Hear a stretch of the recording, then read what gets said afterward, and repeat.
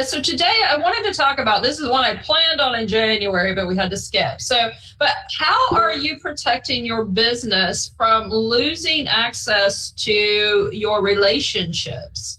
I've been seeing a lot of serious wake-up calls over the last year. Like we had power outages in Spain and Portugal where completely no power for well over 24 hours.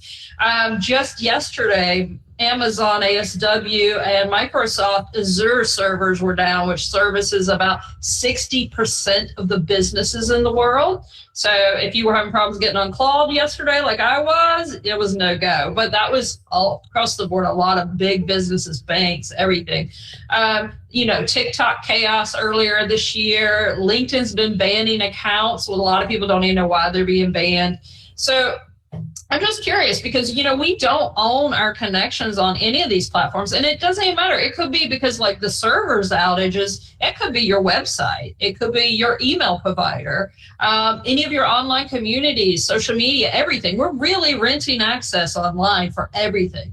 So my question is, if access to your accounts disappeared tomorrow, would your business survive? Would you still have access to your clients and your referral relationships? Have you thought about this yet?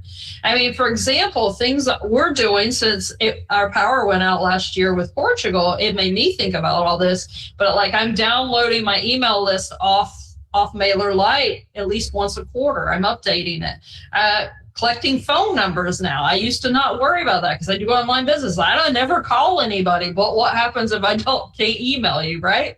I'm also downloading my LinkedIn connection data at least a couple times a year, so I have the up-to-date connection information. And I'm moving like my really high-value relationships to other platforms too, like WhatsApp, personal emails even, whatever it takes to be able to continue. So my goal isn't about creating paranoia here, but this is a real thing.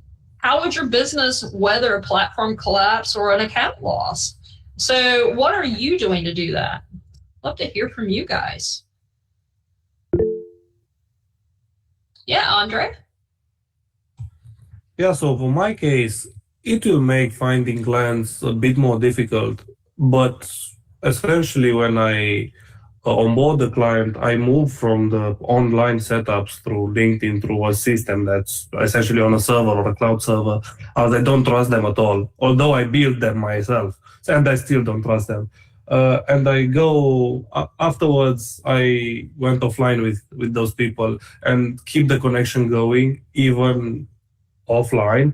And I make sure that happens for trust, for understanding each other, and for creating that connection with that business. Because at the end of the day, we help each other. If we don't help each other, what's the purpose? Yeah, right? I mean, it's true. And like you, I'm spreading it out across multiple platforms. Is that way, if one goes down, maybe you don't lose the rest, right? So then, Ivan, I think you were up next. Yeah, thank you. This is actually a very poignant topic. We've had a lot of companies being held ransom. There's all that kind of thing as well. And I've always maintained, the people like LinkedIn make it easy for you to connect to people, but they actually own the relationship, not so much you. And whether it's LinkedIn or Facebook or any other system that you use. So what I've done over the years is I've always run a parallel CRM system, which I house myself, and I just update, because if it goes pear-shaped, then at least I have all the data. And one of the things like you mentioned there, Heidi, is I collect the simple things like where in the world are you and what is your phone number? And I build on those things as we go. Like right now, we just names and we might connect and, we go from there. The question is, how does that become a meaningful relationship so that you can actually pick the phone up and go, hi, Heidi, I'm stuck here. Can you help me? Or I'm looking for this. Can you do that? That kind of thing. Mm-hmm. And a spreadsheet is a useful way forward if a CRM is too far for you. Yep. That's what I start all my clients that haven't done any form of follow-up tracking or anything is a simple spreadsheet. does amazing amount of work for this. But I also track things beyond that too, because I track conversations. There's a lot of details I track. So it's a biggie on that. Let's see. I think Eileen, you're next. Hi. There's a couple things that come to mind. One, I have been focusing more on one-on-one virtual coffee chats this year, heavily investing in that, because ultimately, regardless of whether my main contacts are on LinkedIn, on IG, on TikTok, on whatever new platform is going to come up, I want them to remember me. And I have a unique name, so it makes it even more challenging, right? So I don't want to just be a name on a list. I want them to remember me fully, and be intentional about like, oh, whatever X new platform is going to come up, I'm going to go look her up, right? Before as someone I want to stay connected with. So that's one thing, is just really investing more in the one-on-one relationship building, rather than, just another number on a platform. And then second, this is something I did during Clubhouse days. I wasn't on social media, and I don't know if all of you were familiar with Clubhouse, but it was a very popular social audio app during COVID times. And before then, I only had 198 contacts on LinkedIn, because I wasn't heavy on social media. This is COVID time. After that, now I'm in, closing into a 5,000 contacts on LinkedIn, right? And I think it's really important, which Heidi mentioned, to diversify your platforms, because you just never know which one, like Clubhouse, they went, down, and now they kind of seem to be going up again. And LinkedIn has an interesting, feedback that they're getting here and there. But then the third, for those who host events, I feel that we're in the era where, yes, people still want to collect emails, but people are tired of subscribing and receiving endless sales funnels. So people are cautious about joining emails because they're not going to read the newsletters that are sent. They're not wanting the 10 million emails that are, that come with subscribing. So I've found, one, I'm a light emailer, but even though if people are hesitant to sign up for my email list, if you have a calendar like on Luma, people can subscribe to your calendar, and it makes it less intimidating, because then they're like, oh, okay, I'm not signing up for like an email list. I'm just signing up to be notified of your events or your workshops. So I've started building out my Luma calendar for that purpose. And that way people aren't like, she's going to send me a gazillion emails, which I'm not. That's an interesting aspect of thinking about it too, right? It always is. Let's see, Kathleen, you're next on my list. Yeah. So my one is a little bit different. I actually took time out to go and look at whether my computer, my backdrop of the stuff I'm using, and seeing how cyber protected I am. Because I think the data storage, all the things we're doing, if we end up with a cyber attack, we more than likely won't have anything. And then we really will be back to paper and pen. So, and it's quite interesting, because the feedback isn't about paying a whole lot of money to be protected. Yeah, obviously there is that method, but actually having someone that looks at making sure your computer and everything you have is protected, and then looking at, to your points that you're making, downloading your LinkedIn, downloading your contacts and storing them somewhere else. And it's quite interesting now, because I actually feel like we're adding more things to our computer than ever before. Like, can we put it on this disk to put it somewhere? And that's what we did 20 years ago. But in actual fact, we more than likely have to do some of that again. So that was a very interesting journey. And then at least 3 times a year, I do an extra, and I pay for it, a different computer scan. Not your standard stuff that says how many firewalls were maybe attempted, because you might have added something without you knowing. And often it can be as simple as your screen, and I looked at that today, one of my screens were changed, and I know I hadn't changed them. And that often is an identification of a challenge. So quite interesting, actually.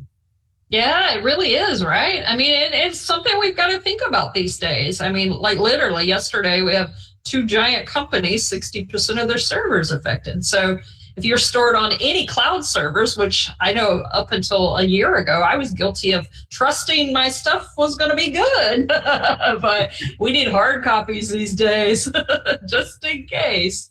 Haim, I guess you're next on my hands up over here. Before the corona, We used to use the phone. The phone is still here. Yes. When you called me, your name came up. So I just saved it, and that's it. I'm done. Haim, I love you because I normally don't ask for phone numbers, but I definitely need to do that more. I'm a text girl. Send me a text. Don't call me. That's okay. That can work also. Yeah, but we found out when Portugal and Spain went down, the entire power grid went out last year. You couldn't text, you couldn't do anything, but you could still landline call. So if you had everybody's phone number, you were good. But that was all you could do because they did keep that service up and running for emergencies, but everything else was gone. I mean, so can't even rely on texting. So, Maria, you are next. I guess I'm in the box of, I like what Wendy said, is like just spread your stuff everywhere. So at least one of the things, I can't foresee everything in darkness, because if it is, I don't want to run a business. I just want to be with my family at that point. Like if it turns into that state, you know what I mean? Like just even not having Wi-Fi or the internet, like that, it will halt my business. Absolutely it will. And I want to say 90% of everybody else's business too, right? Unless you're just phone by phone and that's how you work. But every subscription I have, everything I do is running by the internet. Yes, we're dependent on it, but I always think back and I'm like, I'd rather this than like advertising, go door knocking. Like, I don't want to do any of that. And you're like I don't want people to call me. Unless someone uses my phone and calls me on the phone, I'm like, who's calling me? Like, how rude. I don't know why. It's just that instinct of don't call me. It's my phone number's not on my website. Email me. There's so many ways to reach out to someone right now. It doesn't have to be that. And I like Voxer. I love leaving short voice notes. So my one-to-one clients, I definitely am on Voxer, or I'm on Facebook Messenger, or I'm on Instagram. I'm on every platform. So if everything goes down, I'm going to be doing something else. I think that's my answer. So, well, and that's why I brought this question today, because literally we experienced last year with nothing. And yes, our business is dependent on the internet, but we are taking methods now to make sure that we've got alternatives, because we literally, Portugal, we were lucky. Our power was back up within 24 hours, but there was people took over 36 hours and you had nothing because the power grid was out. So if you have no power, you literally had nothing. And in Portugal, by the way, on landlines, guys, when you buy a package through our phone companies, it's required that a landline comes with it. So we have one. We don't even know the number to it, but we do have one. So, but it's only because Portugal sees the thing of that you need them in emergencies, and so they require everybody to have one. And so, but that's made me start asking for phone numbers so that I could call my clients if I needed to.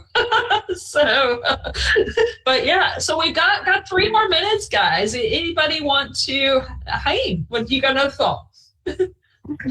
We need to take vacation from time to time. Everybody take like 1 week or 2 weeks in a year. So if they have a power drop down, okay, that's my vacation. I love your thinking. My clients, if we were in the middle of a launch, would not like your thinking. A couple more minutes. Anybody else want to chime in here? So I'd also say, we live in a world where technology has kind of conditioned people or trained us to want stuff instantly. Yes. Yeah, and if it doesn't work instantly, then we don't know what to do. And I think what I do with some of my clients is they ask me questions, and then I purposefully don't go back to them straight away on purpose, because the question is, what would you do if I wasn't there?